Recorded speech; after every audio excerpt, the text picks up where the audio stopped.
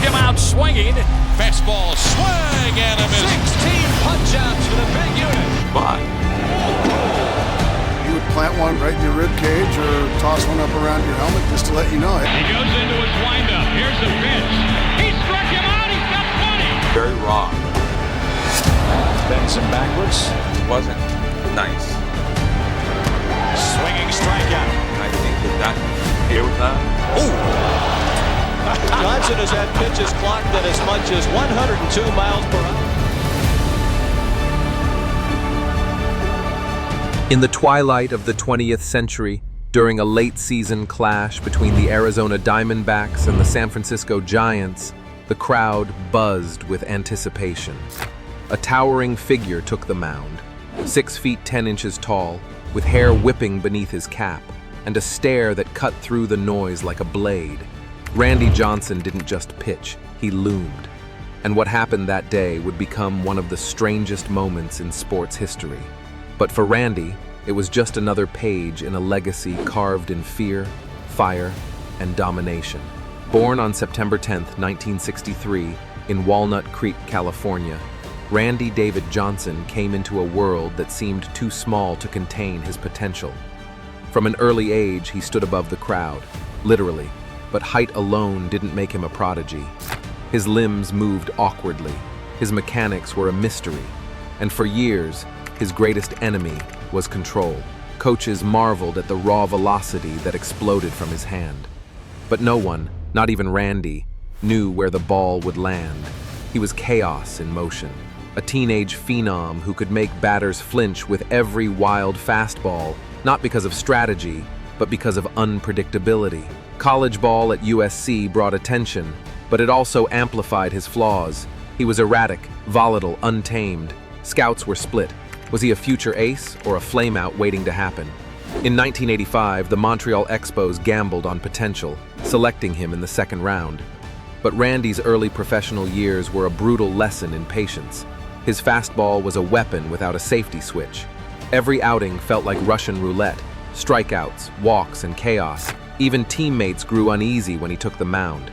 His 1988 MLB debut mirrored the turbulence of his development. There were flashes of brilliance, followed by storms of inconsistency. One night he'd fan 10, the next he'd walk a small village.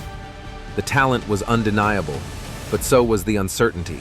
Then, in 1989, destiny intervened. The Seattle Mariners, desperate and hopeful, acquired Johnson. More importantly, they brought him into the orbit of pitching legend Nolan Ryan during spring training. Ryan didn't just fix mechanics. He rewired Randy's mental game. He taught him how to weaponize his intensity, how to embrace his monstrous frame as an advantage, not a curse.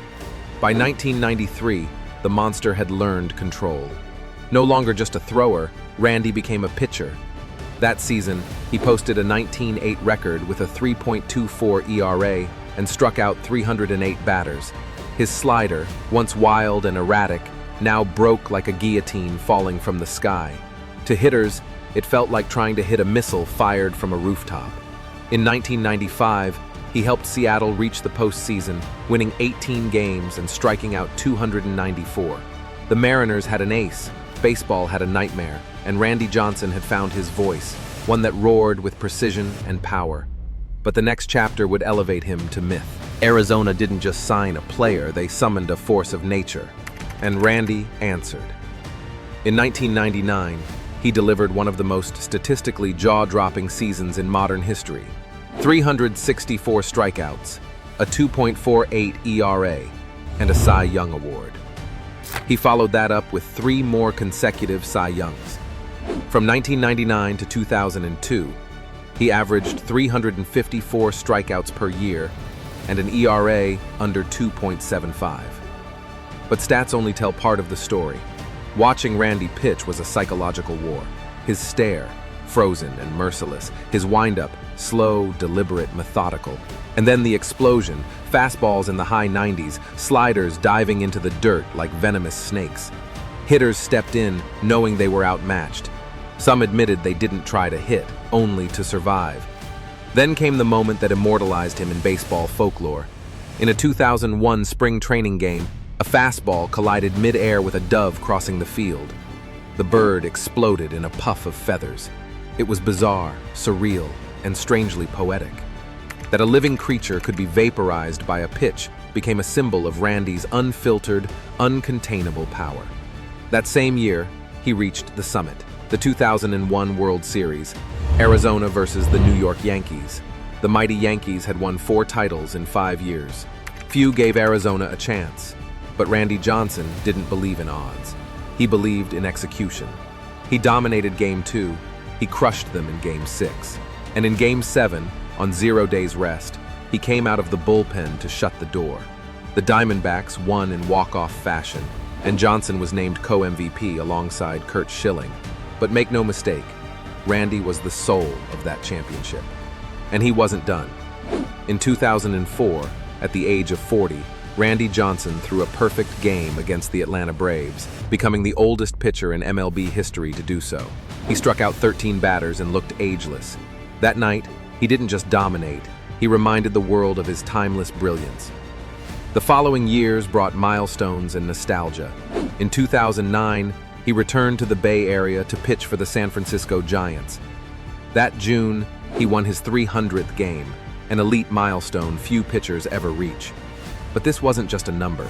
It was the culmination of a journey. From a kid who couldn't find the plate to one of the most feared arms in baseball history. In 2010, Randy Johnson retired. He left behind 303 career wins, a 3.29 ERA, and a staggering 4,875 strikeouts, second only to Nolan Ryan. He won 5 Cy Young Awards, made 10 All-Star teams, and cemented his legacy as one of the most intimidating, dominant, and transformational pitchers the game has ever seen. His Hall of Fame induction in 2015 was more than a formality.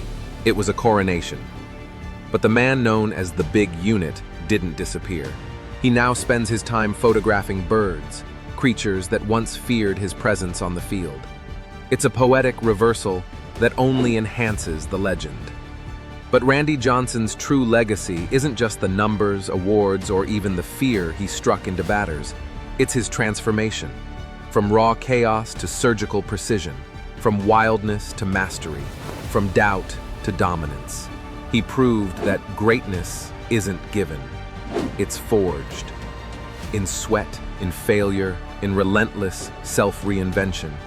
He showed that being different isn't a curse, it's a superpower. And he redefined what it meant to be a pitcher. Not just someone who throws, but someone who controls the game with mind, body, and presence. Randy Johnson didn't just play baseball, he bent it to his will. And in doing so, he became unforgettable.